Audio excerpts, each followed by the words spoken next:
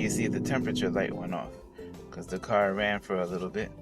Now the temperature light is no longer there, right?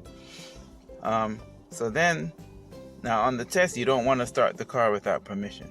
So you would just put the key into ACC, as we discussed. Right now it's in the start position, right? But you see ACC is before that.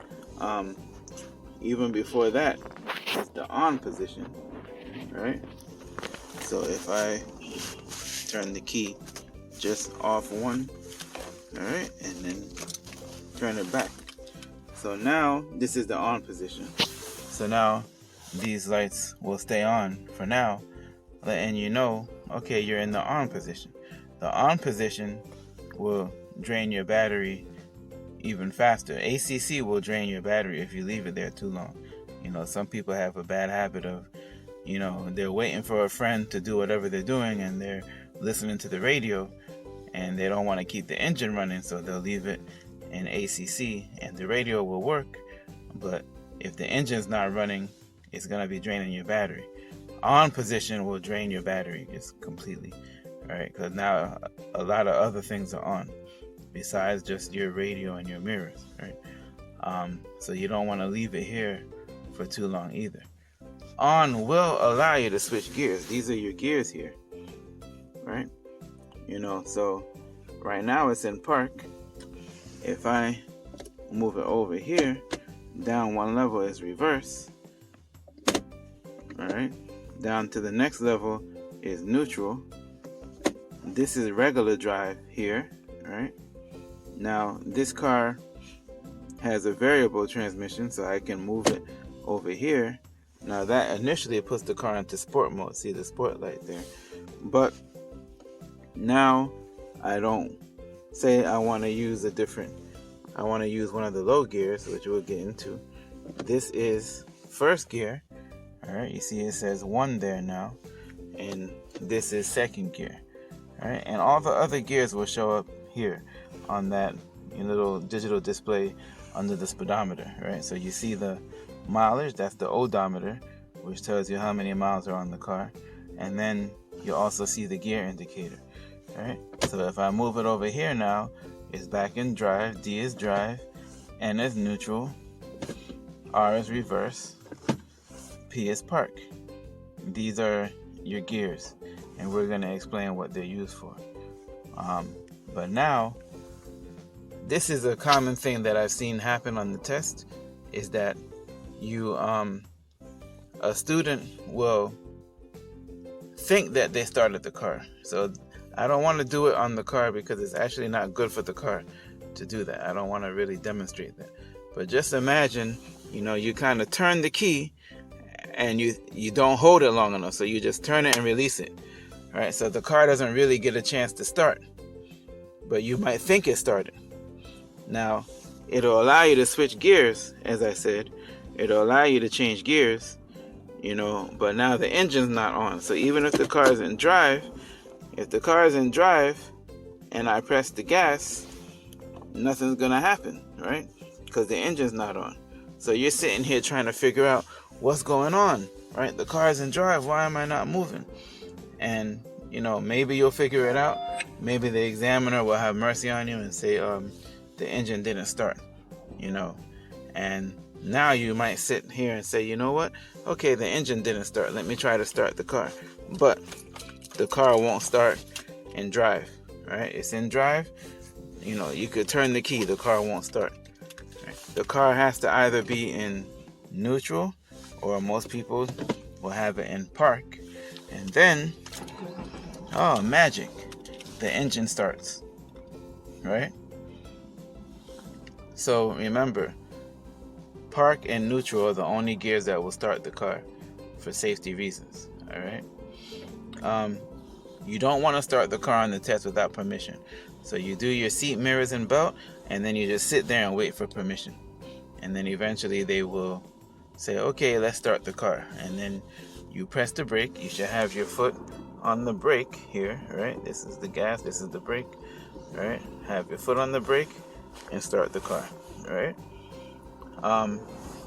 But for now, we'll discuss the gears, because now that's the next thing you're going to do. Once they tell you to start the car, then the next thing they're going to say, you still have to wait for permission.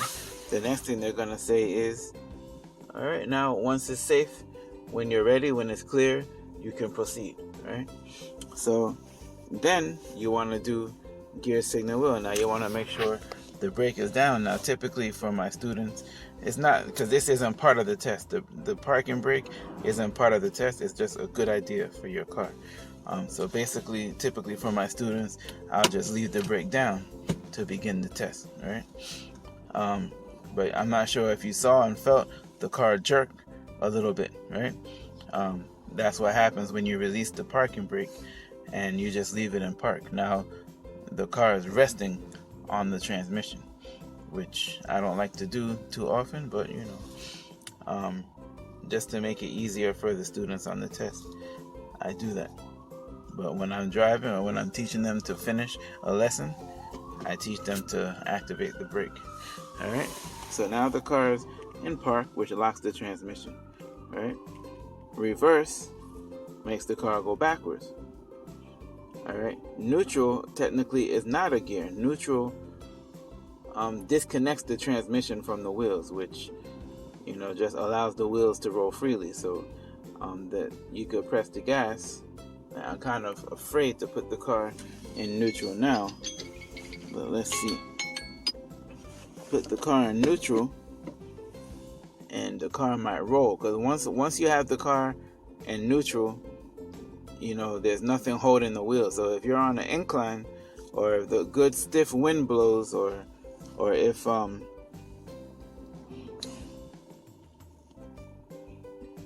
good stiff wind blows, or if somebody bumps into the car is going to start rolling. So the car is rolling now, right? But if I hit the gas, the car won't go anywhere, right? You know, I'm just holding the brake now to keep the car from bumping into the car in front of me, right? But if the car would stay still, if I was on a flatter surface and I just had the car in neutral and pressed the gas, it would make noise, but it would not move, right? But again, you don't want to put the car in neutral and walk away, because, you know, while you walk away, somebody could bump into the car and then the car just starts rolling, right? Neutral will help you if you have to push the car, tow the car.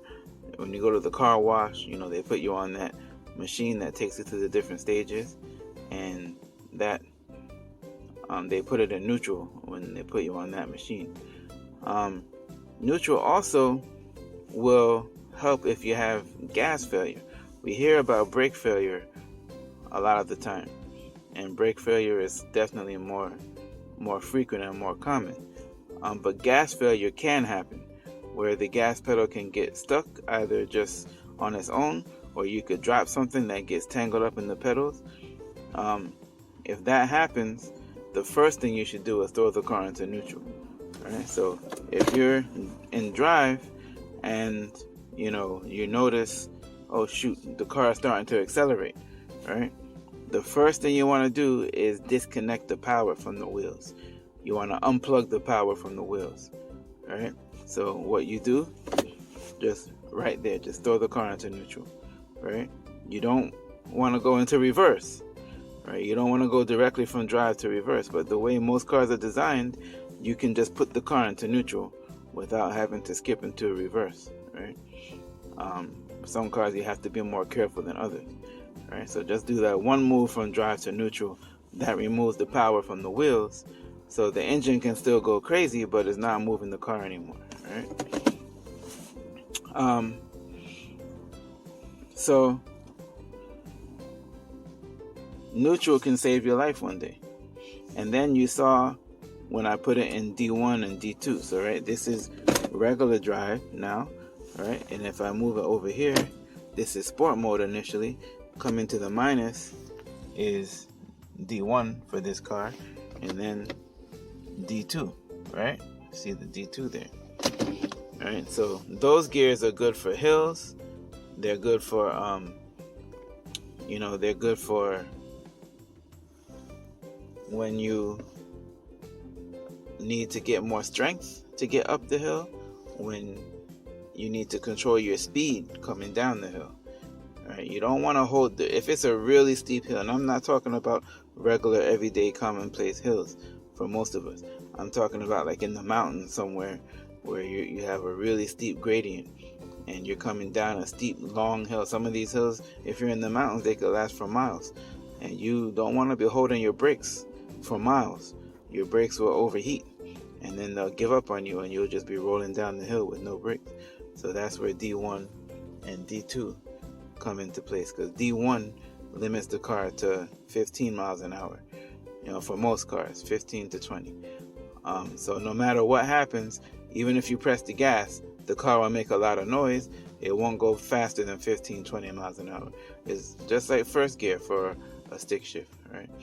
D2 will allow you to go a little faster, maybe 25, 30 miles an hour for most cars, right? But it won't go any faster than the gear allows, no matter whether you're going downhill, you're pressing the gas, whatever, right? So those gears can help save your life one day, right? Neutral can help you in the skid sometimes. Also, if you get stuck in the snow, you want to use a lower gear. Lower gears have more traction and more strength, more compression, right? So D1, because it won't allow the car to go too fast, it uses more power than speed, right? So if you're stuck in the snow and you don't want your wheels to spin fast in the snow anyway, you'd rather they spin slower with more strength, right? So if you're stuck in the snow, you want to use a lower gear for better traction, right? And as we were talking about before, if you're stopping in an emergency, right, you don't want to pull your parking brake at 60 miles an hour, right? If you're driving on the highway and you lose your brakes, this is not for stopping. This is for assisting your transmission to hold the car in place when you put the car in park. If you pull this thing at 60 miles an hour, it's going to lock your wheels and send the car out of control, send the car spinning. Or if you have a higher center of gravity vehicle, like a pickup, a SUV, a van, you could even flip over, right? So that's not what this is for, at least not right away. The first thing you do is, if you're in drive and you notice the brakes aren't working, you downshift. All right. So if you're at 60 miles an hour, you'll be at, probably third or fourth gear for most cars. Then when you downshift, you'll drop to the lower gear, and then you'll hear and feel this is what they call engine braking. You'll hear and feel the car slowing down. Then you downshift again, and it'll drop you to the next.